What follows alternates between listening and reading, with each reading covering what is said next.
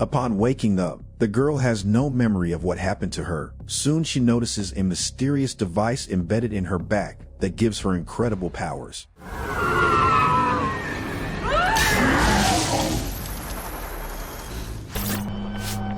The body of a 19-year-old girl named Ava is brought from the orphanage to the church for her last rites. The abbess speaks with contempt to the priest, saying that the departed soul is full of devils and hell will soon claim her. She prefers to conceal the circumstances surrounding the girl's death. The priest receives a message on his phone and asks the nun to leave the church as he has urgent matters to attend to. Sometime later, armed women dressed as nuns break into the church, carrying the body of the wounded leader Shan. The girl is in a terrible state, her vital organs severely damaged by shards of glass. Everyone present understands that Shannon has no chance of survival, but her friend Mary insists on attempting to save her life. Meanwhile, their pursuers are approaching the church doors and part of the group is forced to defend the holy temple. Shannon hands Mary her amulet, indicating that she is ready to leave this world. The nuns turn the injured girl's body over and unbutton her clothes. It turns out that a device called the halo of the angel is embedded in her back, which needs to be extracted and passed on to the next bearer. With her last breath, Shannon asks Mary to trust no one. Suddenly, the entrance to the church is blown up and armed mercenaries storm inside. Shannon and her partners are buried under partitions, and the nun doctor desperately tries to escape.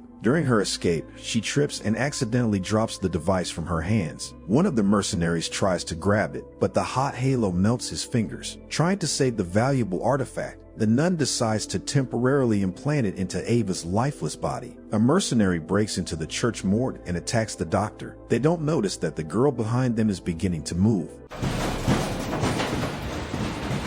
Ava suddenly comes to her senses and notices the angry man in front of her. The frightened girl sees a sinister red aura behind him and her intuition tells her what to do next. She grabs a red-hot poker and with incredible strength hits the villain with it, turning him to ash. Ava escapes from the morgue, trying to comprehend what just happened to her. She decides she's landed in hell and is happy that in this place she's no longer paralyzed. The girl wanders carelessly through the streets, marveling at how realistic everything around her is. Unexpectedly, she begins to feel sick and she teleports into the storeroom of a sports store. After an unsuccessful landing, Ava discovers that her knee is wounded and realizes that what's happening is not a dream. The girl runs her hand over the wound and it instantly heals, leading her to even more confusion. She steals the first things she can find from the storeroom and walks through the walls out onto the street.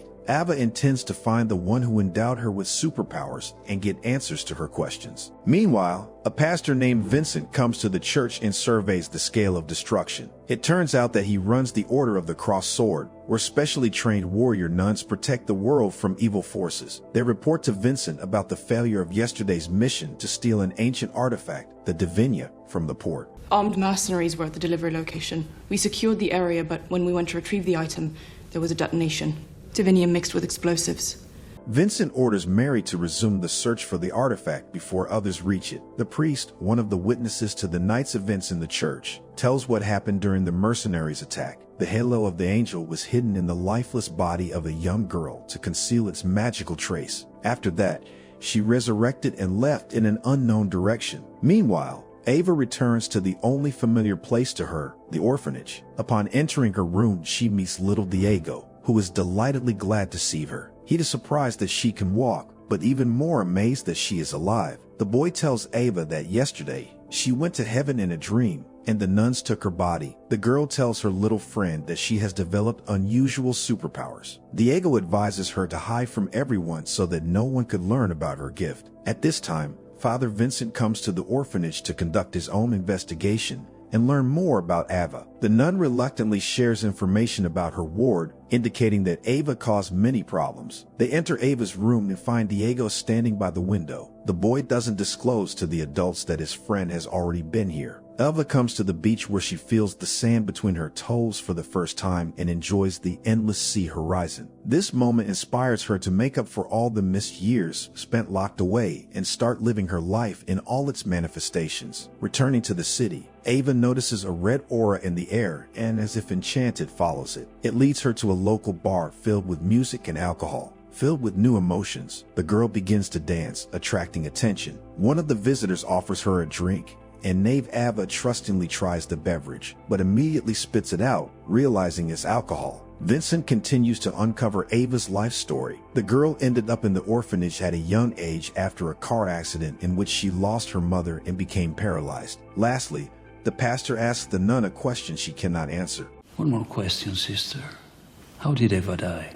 Ava roams the city until dawn, which exhausts her. However, she does not want to fall asleep, fearing that upon waking up, her life will lose its magic. Ultimately, she decides to sneak into a stranger's house and refresh herself in the pool. Jumping into the water, the girl realizes too late that she can't swim and starts to drown. A handsome boy comes to her rescue, and Ava instantly falls in love with him. After the incident, the boy introduces himself as JC and feeds the hungry stranger. He also introduces her to his friends, Channel, Sori, and Randall. The teenagers are not happy about the intrusion and expect an explanation from Ava. She tells them that she is being pursued, so she needs to lay low for a while. Mary comes into Vincent's office and hands him the footage from the security cameras featuring Ava. The pastor insists that the nun should start searching for the girl. Mary understands that her real mission is to extract the angel's crown from the girl's back, after which she will return to the world of the dead. JC and Ava go for a walk, and the boy reveals what he and his friends do. They illegally break into vacant mansions of rich people and live there until the owners return. Their stay in the house remains unnoticed, as before fleeing,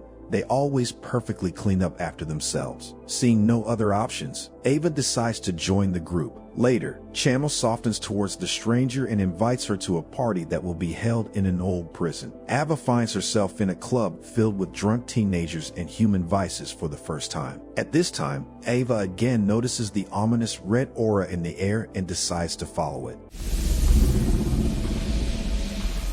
At the church, Mary recalls one of the last conversations with Shannon. The girl was clearly worried about something, but she wanted to hide it from the other nuns to protect them from a terrible secret. Mary is determined to find out what her friend was hiding. She is sure that someone arranged her death. Vincent comes to the bar to unwind a bit. Noticing his depressed state, the bartender offers the pastor to confess. Vincent tells with sad irony about the demons that inhabit the world of people. They feed on the souls of mortals and push them to do evil deeds. As expected, the bartender doesn't believe the pastor's words and takes everything said as another holy sermon about good and evil. However, Vincent is telling the truth. Inside the club, Ava finds unconscious teenagers over whom hovers a red spirit. This terrifies the girl to the point of tears, and she runs to JC. At the same moment, a demon in the flesh bursts into the church morgue and tears Shannon's back. Not finding the angel's crown, it lets out an angry growl. The next day, Ava wakes up in the villa and joyfully realizes that the events of the previous day were not a dream. In the bathroom, the girl notices a strange round scar on her back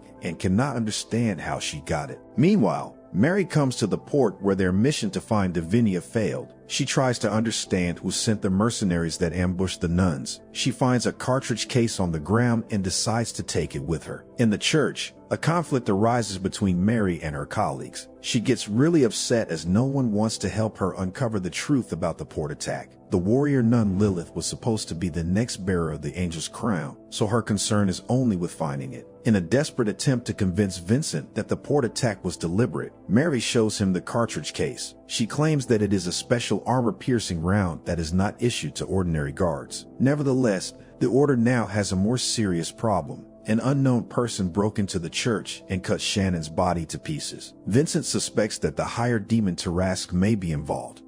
Unlike the red demons, Tarask can take corporeal form in our world, which means can do physical damage, fatal damage. The demon rose from hell because it sensed the smell of the crown. Now it will destroy everyone in its path until it gets what it wants, which means its bearer is in great danger. The nuns begin to search for information about the demon, while Mary starts her own investigation. Ancient chronicles say that only the crown bearer with a Divinian sword can destroy Tarask. Cardinal Francisco arrives at the church, who eavesdrops on Vincent's conversation with a nun about the demon and reveals more information. According to him, if Tarask drags the crown into hell, heaven will fall and humanity will end. Left alone, the cardinal berates the pastor for losing the sacred artifact. Moreover, he implies that someone outside the order is interested in acquiring Davinia, and its search needs to be rushed. Francisco sets his condition. By morning, Lilith must become the new bearer of the crown, otherwise Vincent will be removed from the order. Meanwhile, Tarask is on Ava's trail, destroying innocent victims in his path. The girl herself is enjoying delicious food and the company of new friends. Previously, she was trapped in her own body and could not enjoy the charms of a teenage life. With the help of a local ammunition supplier, Mary discovers the identity of the mercenary who ordered the ammunition from him. The villain turns out to be not very talkative, but the nun finds an approach to him, threatening to take his life for silence. My friend is dead, and I want answers.